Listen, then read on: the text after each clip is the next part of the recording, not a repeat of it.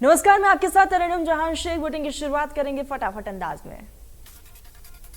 Congress party आज कन्याकुमारी से 3,570 kilometre लंबी भारत जोड़ो यात्रा शुरू कर रही है। ये यात्रा देश के 12 राज्यों से होकर गुजरेगी और श्रीनगर में खत्म होगी।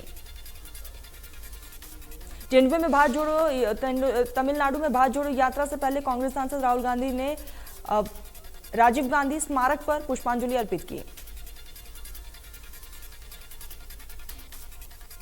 बीजेपी राष्ट्रीय अध्यक्ष जेपी नड्डा आज भाजपा को जानो पहले के तहत 12 देशों के राजनीतिज्ञों से संवाद करेंगे। जेपी नड्डा इस पहल के तहत अभी तक हुए 4 कार्यक्रमों में 47 विदेशी राजनीतिज्ञों से संवाद कर चुके हैं। दिल्ली के सीएम केजरीवाल और सीएम भगवत मान की जोड़ी आज हिसार के 2 दिवसीय दौरे पर होगी और मेक इंडिया नंबर 1 अभियान के तहत युवाओं और छात्रों से संवाद करेंगे।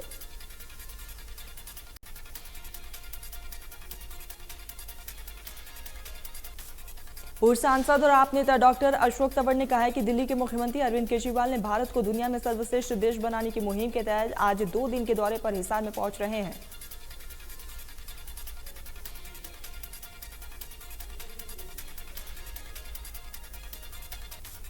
अशोक तंवर ने कहा है कि केजरीवाल युवाओं के साथ संवाद करेंगे। साथ ही सोनाली फोगाट की हत्या और परिवार की तरफ से सीबीआई जांच की मांग को देखते हुए उनके परिवार से भी मुलाकात करेंगे।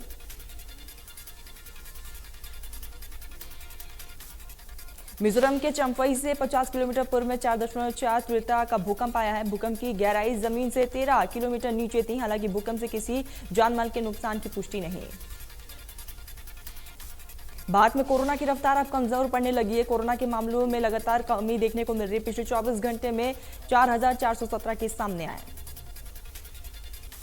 हरियाणा में पिछले 24 घंटे में 159 मामले सामने आ चुके हैं। वहीं इस दौरान 230 मरीजों ने अपनी जान गंवाई।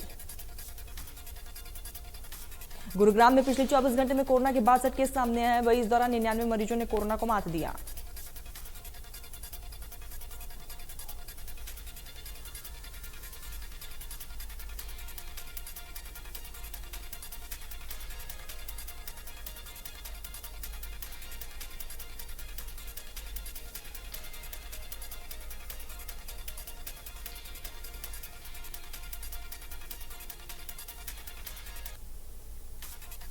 मुख्यमंत्री मनोहर लाल ने मंगलवार को चंडीगढ़ में हरियाणा शहरी विकास प्राधिकरण की 124वीं बैठक की अध्यक्षता की और कहा है कि अनुसूचित जाति वर्ग के संस्थान और ट्रस्ट द्वारा धार्मिक स्थल और माजिक और धार्मिकता संस्थान बनाने पर महज 20% प्लॉट की राशि देनी होगी।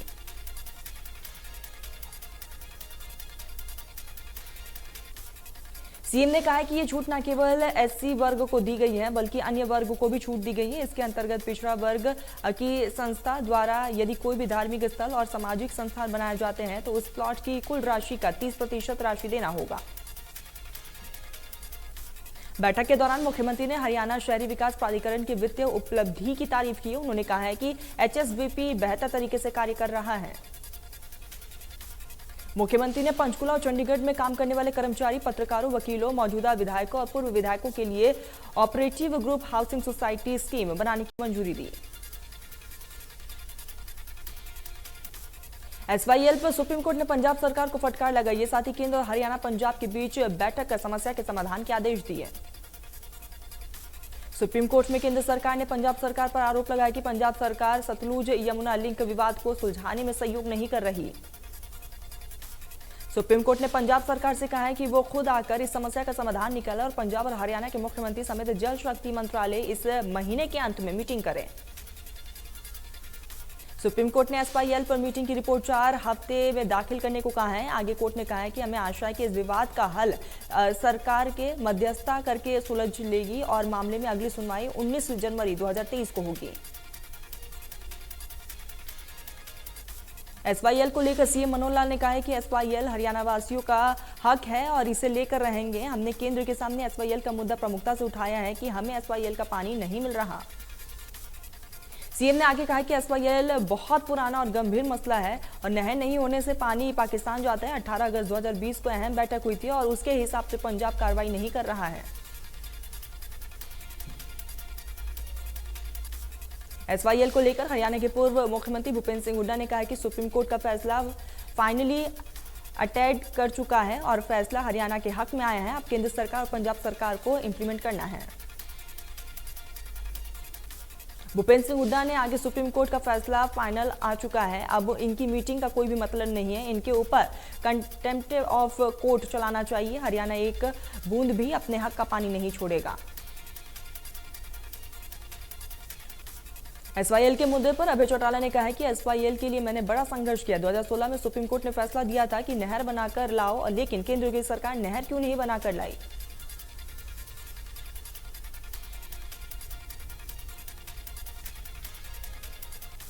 एसवाईएल मामले में बरोदा से कांग्रेस विधायक इंद्रुराज नरवाल ने कहा है कि पत्र लिखने से कुछ नहीं होगा, सरकार को गंभीरता से पूरे मसले का हल निकालना चाहिए। दिल्ली में उपराष्ट्रपति जगदीप धनखड़ से मिले हरियाणा के राज्यपाल बंडारू दत्तात्रेय। उपराष्ट्रपति के दिल्ली आवास पर मुलाकात हुई।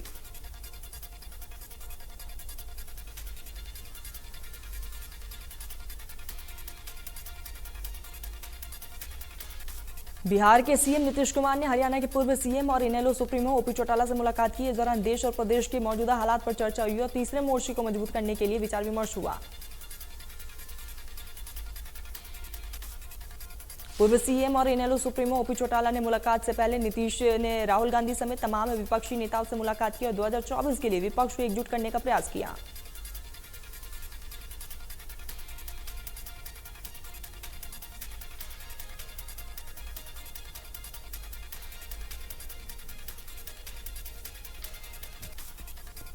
गुजरात में कांग्रेस द्वारा की गई रैली में राहुल गांधी ने मंच से 8 बड़ी घोषणाओं पर अनिल विज ने सभी नेताओं को सलाह देते हुए कहा है कि सभी नेताओं को रेवड़ियां बांटनी बंद करनी चाहिए। अनिल विज ने आगे कहा है कि अगर रेवड़ियां बांटनी है तो पूरा बजट पेश करे कि इतना पैसा लगाएंगे कहा और पैसा जाएगा कहा। जनता के सामने पूरा रिकॉर्ड रखे, खाली अपनी घोषणाएं ना करें।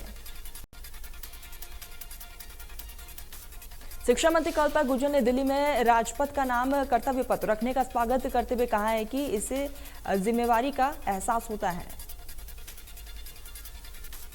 हरियाणा में केजरीवाल के दौरे को लेकर उन्होंने कहा है कि अगर उन्हें अपनी पार्टी आगे बढ़ानी है, सदस्यता संख्या बढ़ानी है तो दौरा करना पड़ेगा।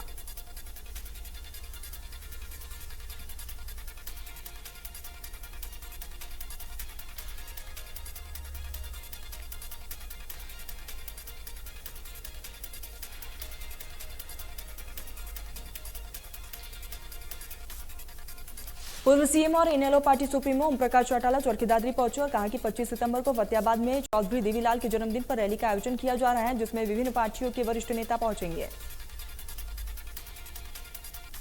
ओम प्रकाश चौटाला ने कहा कि प्रदेश सरकार की जन विरोधी नीतियों की वजह से आज हर वर्ग दुखी है और प्रदेश की जनता बदलाव चाहती है। युवा रोजगार के लिए दर-दर की ठोकरें खाने को मजबूर है।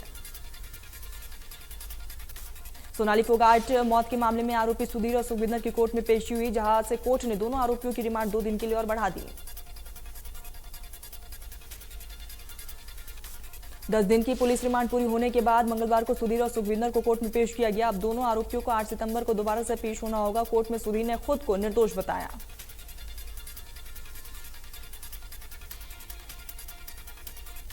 सोनाली केस में गोवा पुलिस की जांच लगातार जारी है, जहां पर नोएडा सेक्टर 52 के अरावली अपार्टमेंट में सोनाली के फ्लैट की गोवा पुलिस ने तफ्तीश की। सोनाली फोगाट हत्याकांड में खाप पंचायत ने सीबीआई जांच को लेकर 11 सितंबर को महापंचायत बुलाई, जिसमें खाप पंचायत आगे की रणनीति तय करेंगे। सोनाली फोगाट हत्या मामले में इंडिया न्यूज के हाथ एक्सक्लूसिव दस्तावेज लगे हैं और इस डॉक्यूमेंट में सुधीर संगवान ने सोनाली को अपनी पत्नी बताया था। सोसाइटी के रेजिडेंट इंफॉर्मेशन फॉर्म सुखविंदर ने सोनाली को अपनी पत्नी बताया था और इस फॉर्म में फ्लैट में रहने वाले लोगों की जानकारी देनी होती है, जिसमें सुधीर संगवान ने सोनाली फोगाट को अपनी पत्नी बताया है।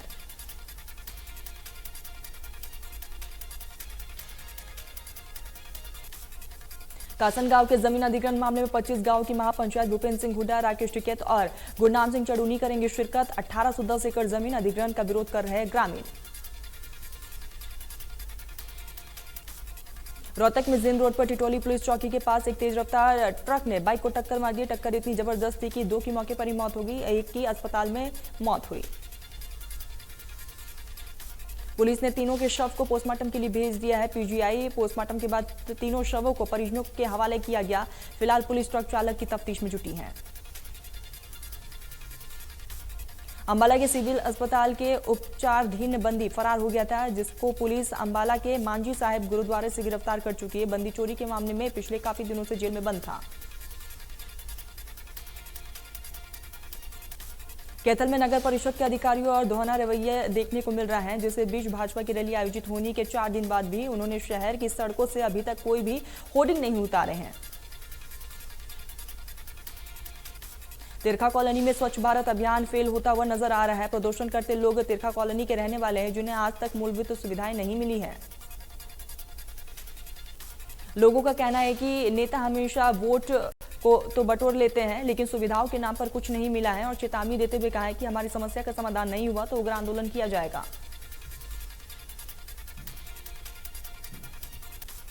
भिवानी में कोरोना काल के दौरान बंद हुई भिवानी से कालका चंडीगढ़ जाने वाली एकता एक्सप्रेसवे रेलगाड़ी को अब हरी झंडी दिखा दी गई है, जिसके बाद क्षेत्रवासियों में काफी ज्यादा खुशी है। एकता एक्सप्रेस रेलगाड़ी 7 सितंबर से दोबारा से पटरी पर दौड़ेगी। इसके लिए रेलवे मंत्रालय ने इसकी पूरी मंजूरी दे दी है। इसके साथ ही गाड़ी में डिब्बों की संख्या बढ़ाए जाने की भी बात सामने आई। पानी और सीवरेज की समस्या को लेकर ग्राम पार्षद और प्रधान लामबंद होकर जन स्वास्थ्य विभाग के कार्यालय पहुंचे और नारेबाजी करते हुए मेन गेट पर ताला जोड़ दिया। पार्षदों ने कूड़े करकट की ट्रॉली भरकर जन व्यवस्था विभाग में पलटी। 10 सितंबर को गोहाना में कच्चा आरती एसोसिएशन की आक्रोश रैली आयोजित की जाएगी, जिसको लेकर जिला हिसार के उकलाना में कच्चा आरती एसोसिएशन इकाई के साथ बैठक की है और निमंत्रण भी दिया गया। चरखी दादी जिला उपायुक्त प्रीति ने लघु सचिवालय में प्रेस कॉन्फ्रेंस कर बताया कि दादरी जिले के जन समस्याओं के समाधान के लिए विशेष रूपरेखा तैयार की गई है।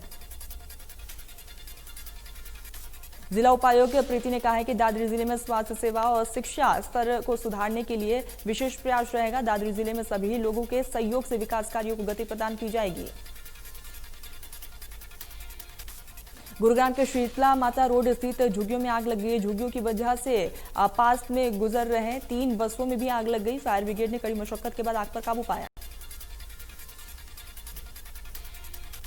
पंचायती चुनाव में गड़बड़ी करने वाले लोगों पर जिला प्रशासन की विशेष निगरानी रहेगी और ऐसे लोगों की पहचान के लिए पटवारी या फिर ग्राम सचिव की ड्यूटी भी लगाई जाएगी।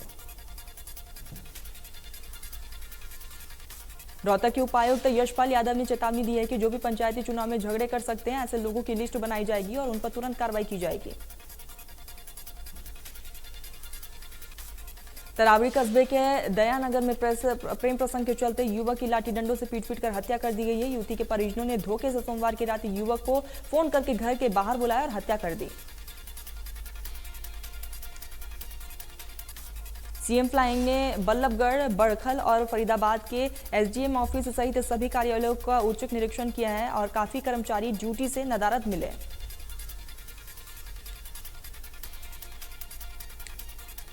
फरीदाबाद के सेक्टर 3 हाईवे मोड़ पर एक बड़ा हादसा हो गया। रोडवेज बस की चपेट में आने से महिला अध्यापक की मौत।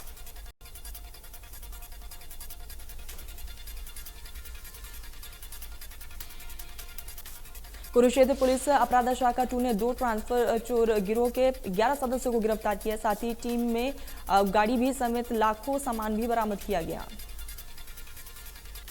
शुरुआती पूछताछ में गिरोह सदस्य ने कुरुक्षेत्र में ही 1 साल में चोरी की 224 वारदातों के साथ साथ 1 करोड़ 10 लाख की चोरी की कबूल की है।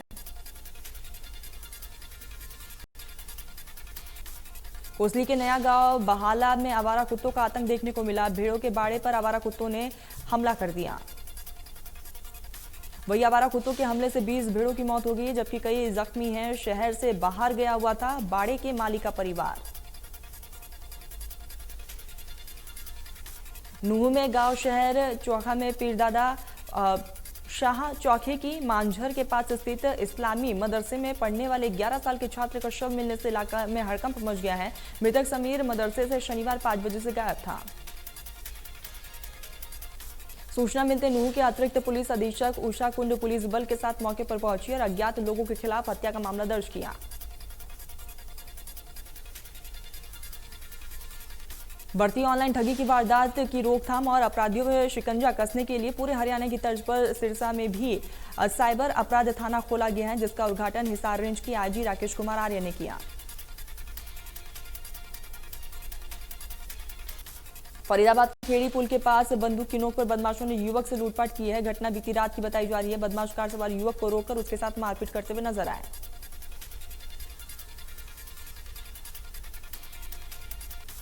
चरखी दादरी के गांव बिरही कला में बीते रातों को चोरों ने लगभग 12 बजे 3 नकाबपोश बदमाश बैंक की दीवार को तोड़कर अंदर घुसे और बैंक लूटने की कोशिश की, लेकिन नाकाम रहे। बिरीकला गांव में स्थित बैंक में 5 साल के दुकान 3 बार चोरों ने इसका प्रयास किया है चोरी करने का। घटना की सूचना पाकर सदर पुलिस, सीआईए और फिंगर प्रिंट टीम मौके पर पहुंची।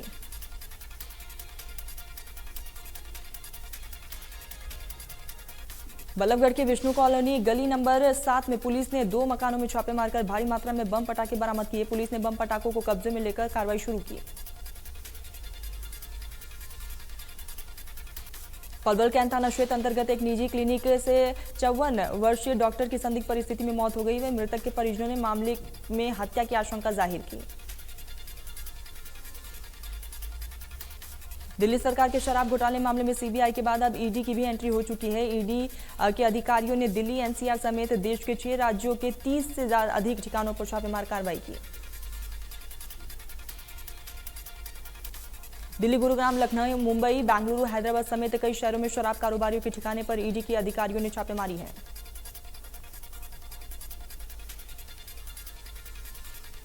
पंचकुला में पंजाब सरकार के joint commissioner excise and taxation department Naresh Dubey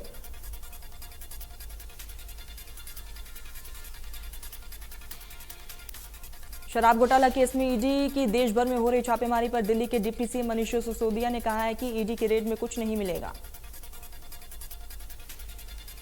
CBI के रेड में भी कुछ नहीं मिला। देश में जो भी शिक्षा का माहौल है उसको खराब करने की कोशिश की जा रही है।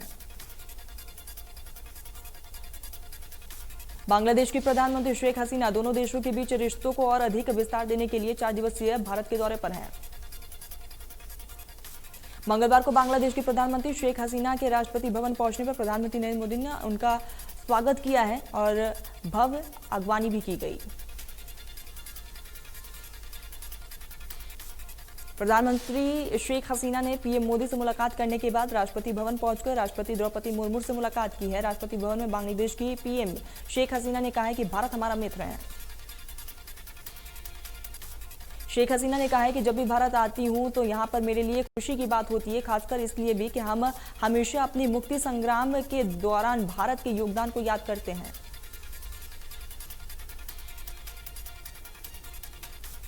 शेख हसीना ने कहा है कि भारत और बांग्लादेश के साथ साथ दक्षिण एशिया में लोगों को बेहतर जीवन मिल सके, यही हमारा मुख्य फोकस है।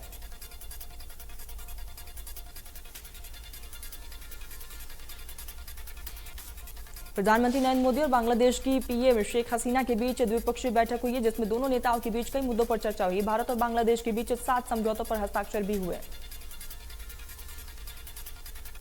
पीएम मोदी ने कहा है कि दोनों देशों का द्विपक्षीय सहयोग काफी ज्यादा है। उम्मीद है कि परमाणु क्षेत्र में भी दोनों देश सहयोग बढ़ाएंगे। आज हमने आतंकवाद और कट्टरवाद के खिलाफ सहयोग पर भी जोर दिया है। पीएम मोदी ने कहा है कि हमने कुशियारा नदी से जल बंटवारे पर एक महत्वपूर्ण समझौते पर हस्ताक्षर किए हैं और इससे भारत में दक्षिण असम और बांग्लादेश में सिलहट क्षेत्र को लाभ मिलेगा। शेख हसीना ने कहा है कि आत्मनिर्भर भारत की दिशा में भारत आगे बढ़ रहा है और मैं अगले 25 साल के लिए अमृतकाल की नई सुबह के लिए भारत को अपनी शुभकामनाएं देती हूं। केंद्रीय मंत्री पीयूष गोयल ने कहा है कि भारत में गेम चेंजिंग आर्थिक सुधार के लिए भारत में विकास दर बताती है कि हम 30 सालों में $30 ट्रिलियन की अर्थव्यवस्था बनाने के लिए अग्रसर हैं। पीयूष गोयल ने कहा है कि भारत दुनिया के सबसे आकर्षक निवेश स्थलों में से एक बन चुका है। विश्व के नेता और विकसित देश भारत के साथ अपने जुड़ाव को बढ़ाने का प्रयास कर रहे हैं। यूपी के गाजियाबाद के राजनगर एक्सटेंशन की एक सोसाइटी की लिफ्ट में पालतू कुत्ते ने मासूम बच्चे को काट लिया। बच्चा लिफ्ट में रोता रहा, दर्द से कहराता रहा, लेकिन कुत्ता की मालकिन का दिल नहीं पसीजा। नंदग्राम थाना पुलिस ने इस पूरे मामले को लेकर मुकदमा दर्ज किया, कार्रवाई शुरू की। महाराष्ट्र के कोल्हापुर में एक मरीज के साथ डॉक्टर उस समय भगवान बन गया जब ठीक सामने बैठे मरीज को दिल का दौरा पड़ा और डॉक्टर ने सामने रहते उस व्यक्ति का इलाज किया। वीडियो में देखा जा सकता है कि मरीज को बातचीत के दौरान ही हार्ट अटैक आ जाता है। ये वीडियो अब सोशल मीडिया पर तेजी से वायरल हो रहा है और डॉक्टर की जमकर तारीफ भी की जा रही है।